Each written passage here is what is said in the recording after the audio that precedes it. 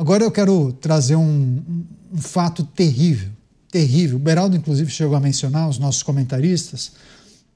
Uma jovem de 20 anos morreu após ser baleada na cabeça durante um assalto na noite do último sábado no bairro de Sapopemba, que fica na zona leste de São Paulo. Segundo informações do boletim de ocorrência, Beatriz Munhoz, o pai e o namorado foram ao local para vender um drone para um suposto comprador quando dois assaltantes em uma moto sem placa anunciaram o roubo. Durante a ação, a jovem tentou utilizar spray de pimenta contra os criminosos que reagiram e atiraram.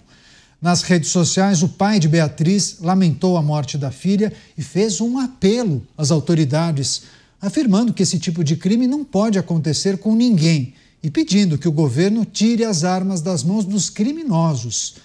Há pouco, a polícia prendeu um dos bandidos envolvidos neste assalto. Segundo a delegacia responsável pela investigação, a jovem foi vítima de uma emboscada. As pessoas que nos acompanham por imagens podem observar toda a ação e o momento em que ela corre atrás de um dos bandidos e joga o spray de pimenta, só que naturalmente o rapaz estava com o capacete e aí o efeito do gás de pimenta não o atingiu. E aí as imagens muito fortes que mostram o momento que um dos bandidos atira na cabeça da jovem. Os três saíram de Sorocaba para efetuar essa venda e a tentativa de negociação aconteceria em Sapopemba quando os três foram abordados por esses dois bandidos. Mota, é um caso muito emblemático, né? Muito forte. Eu acompanhei, inclusive, as manifestações das pessoas nas redes sociais indignadas com esse caso de latrocínio, mais um caso de latrocínio aqui na capital paulista e, claro, toda a nossa solidariedade, os nossos sentimentos à família dessa jovem Beatriz Munhoz.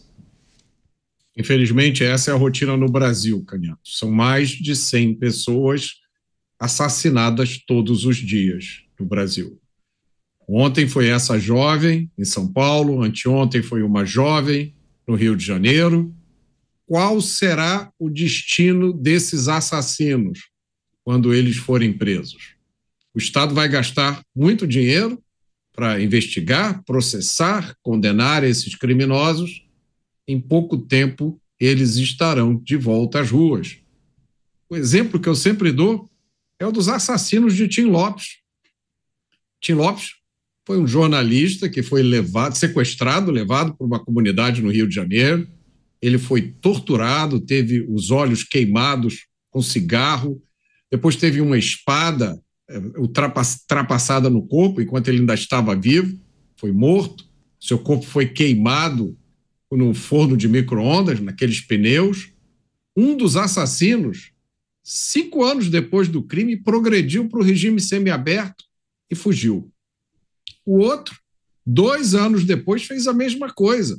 Progrediu para o regime semiaberto e fugiu. Essa situação é rotina no sistema de justiça criminal brasileiro. Você, Dávila, um episódio terrível que inclusive ganhou as páginas dos sites, portais de notícias e dos jornais.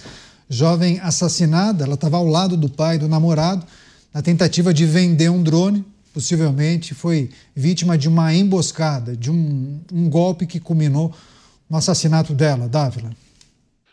Só gera indignação, revolta e desesperança num país onde a lei parece não valer para bandidos, porque a ousadia desses criminosos é fruto de um país onde reina a impunidade, onde bandidos saem em audiência de custódia ou ficam pouco tempo presos. Por isso, ou tratamos seriamente a questão da segurança pública e o combate ao crime organizado, ou o Brasil vai se tornar cada vez mais refém de criminosos. Você, Cristiano Beraldo, um episódio que inclusive você mencionou no início do programa e que tem gerado muita revolta das pessoas, principalmente nas redes sociais. Pude acompanhar isso hoje mais cedo. Neto, Beatriz estava ali trabalhando com seu pai, tentando ganhar um dinheiro, vendendo o drone, e percebeu o que estava acontecendo quando seu pai, e não sei se seu irmão, seu namorado, estavam ali do lado de fora do carro e foram abordados por esses dois marginais. Ao se aproximar do carro, na companhia de um desses marginais, a Beatriz estava dentro do carro e resolveu reagir. Algo que a gente não deve fazer, né? Então, os especialistas de verdade, né? As pessoas da polícia não reagem, porque realmente você expõe a sua vida a um risco muito alto, sobretudo porque boa parte das pessoas que estão cometendo esse tipo de crime com uma arma na mão estão sob efeito de drogas, elas não respondem de forma consciente sobre seus atos e você tem muito mais a perder do que elas. Só que ela estava ali com spray de pimenta, ou seja, ela já estava preparada para essa violência, ou ela achava que ela estava preparada para essa violência. Salvo engano, o spray de pimenta, se ela fosse parada pela polícia, o spray de pimenta causaria problema para ela. Se não me engano, andar com spray de pimenta é proibido no Brasil. Mas ela estava ali tentando se defender, porque ela não tinha confiança de que podia andar pelas ruas de forma segura. Se ela estivesse com uma arma, ela talvez tivesse dado um tiro na cara desse marginal, desse criminoso, e o outro, covarde, teria saído correndo. O morto ali seria o bandido, o criminoso. Não escorreria uma lágrima, não escorreria nenhum tipo de sentimento em relação a esse que sai com uma arma na mão para fazer mal aos outros nas ruas da cidade de São Paulo. Mas, infelizmente, dessa vez não foi isso que aconteceu. Se houvesse porte de arma, se não tivessem demonizado o porte de arma no Brasil, como o atual governo fez, quem sabe esses bandidos teriam um pouco mais de preocupação. Saberiam que nessa loteria do crime talvez encontrassem naquela família alguém armado que pudesse reagir contra eles. E aí eles pensariam duas vezes, mas não. Eles estão cada vez mais à vontade, eles estão cada vez mais absolutos do controle do que acontece nas ruas de cidades como São Paulo. Mataram ontem, matarão hoje, matarão amanhã. Se eles não matarem, porque serão presos, eu tenho certeza que o secretário Derrite e o delegado-geral Arthur Dian estão na cola desses marginais, outros matarão. E aí a pergunta que fica, até quando viveremos esta dinâmica de uma mulher, uma jovem como Beatriz, que sai às ruas tentando ganhar seu dinheiro de forma honesta, é confrontada com um marginal com uma arma que puxa o gatilho na direção da sua cabeça? Até quando perderemos Beatrizes diariamente nessa dinâmica absurda do crime? Curioso o Beraldo mencionar isso, porque várias pessoas da nossa audiência trouxeram essa percepção. Se ela estivesse armada, o resultado poderia ser outro. Se ela não estivesse com spray de pimenta, estivesse com uma arma de fogo, provavelmente o desfecho seria outro. Não digo que essa seja a solução para todos os problemas, né, Mota? A gente poderia elencar uma série de coisas que muitos passam, inclusive, pela legislação, pela mudança da nossa legislação. Mas sempre quando a gente discute esse tipo de coisa, a questão que envolve posse e porte de armas vem na percepção da população, pelo menos de parte da população. Aquela história, né? Bom, desarmaram a população de bem, mas os bandidos continuam armados. É sempre importante a gente lembrar isso, né, Mota? Não há dúvida nenhuma, Canhato. Um sujeito que está na garupa de uma moto e aborda uma pessoa numa rua de uma cidade brasileira, ele sabe que tem 99,99% de chance daquela pessoa estar desarmada.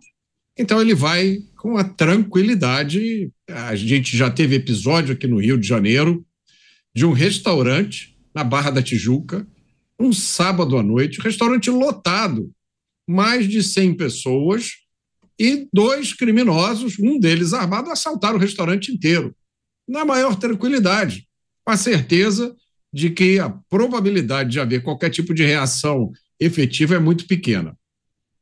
Eu só queria chamar a atenção, porque esse caso me lembra um caso famoso nos Estados Unidos, quase idêntico, que aconteceu na Califórnia. Uma menina que estava na faculdade e voltou para passar um feriado com os pais, estava de noite com os amigos e tentaram assaltar ela, puxar a bolsa dela, ela esboçou uma reação e ela foi morta a tiros. E o seu pai, em resposta a esse crime brutal, fez uma campanha pelo endurecimento da lei da Califórnia. E foi criada, naquela época, uma lei dos 3 crimes na Califórnia, a lei do 3 strikes. No terceiro crime violento cometido por um criminoso, a pena era, no mínimo, de 25 anos até prisão perpétua. Isso jamais poderia acontecer aqui no Brasil, porque a legislação no Brasil é federal. Então, para fazer qualquer mudança na lei, é preciso um poder imenso de lobby. E ninguém consegue enfrentar o lobby pró-bandido no Brasil, que é movido principalmente por aquelas ONGs que a gente já comenta aqui sempre, um ecossistema de entidades que bloqueia qualquer tentativa de dar uma resposta efetiva para mais um crime como esse, brutal, sem sentido e evitável. Para fechar você, Dávila, inclusive na pesquisa que nós trouxemos há pouco, tem essa indicação, né? Grande parte da população defende a autonomia dos estados para que a formatação da legislação seja tratada em relação às necessidades daquela localidade. Claro que o caminho é longo, mas você defende algo mais parecido, mais próximo à maneira como os Estados Unidos se organizam, Dávila, para fechar. Sim, com certeza. Nós precisamos descentralizar o poder. Cada estado vive em realidade distinta. A lei tem que ser feita de acordo com a realidade de cada estado.